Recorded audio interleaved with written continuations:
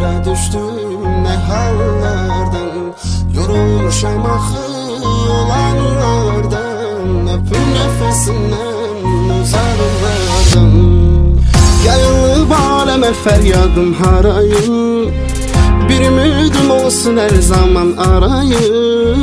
Oxşayım telini saçını darayım, öpüm şirin şirin yanaqlardan. Ne bilsin ağlamaq çarəmi, həllimi, öləcəm qalacam bu səncə bəllimi. Şair qadınısan alın təsəllimi, sətirlərdən varaqlardan. Küsüm həvəsimdən dodaqlardan, ne hallara düştüm, ne hallardan. Yorulmuşam axı olanlardan, öpüm nefesinden uzaklardan. Keçim həvəsimdən dodaqlardan, ne hallara düştüm, ne hallardan. Yorulmuşam axı olanlardan, öpüm nefesinden uzaklardan.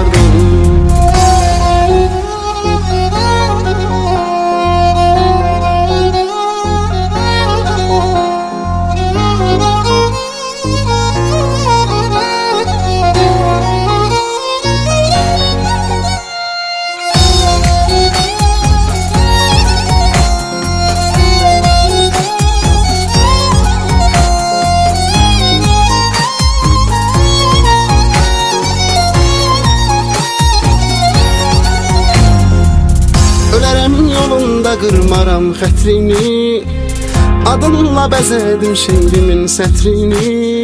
Evim sənsən axı, alıram mətrini, saçına toxunmuş daraqlardan. Bir sor ömrüm mənsiz sən tək necə qaldın, ölüm qollarında sən qəlbimə doldun. Vazgeçilməz oldun, sən nə doğma oldun, hayatıma gelmiş qonaqlardan. Küsüm həvəsimdən dodaqlardan, ne hallara düştüm, ne hallardan.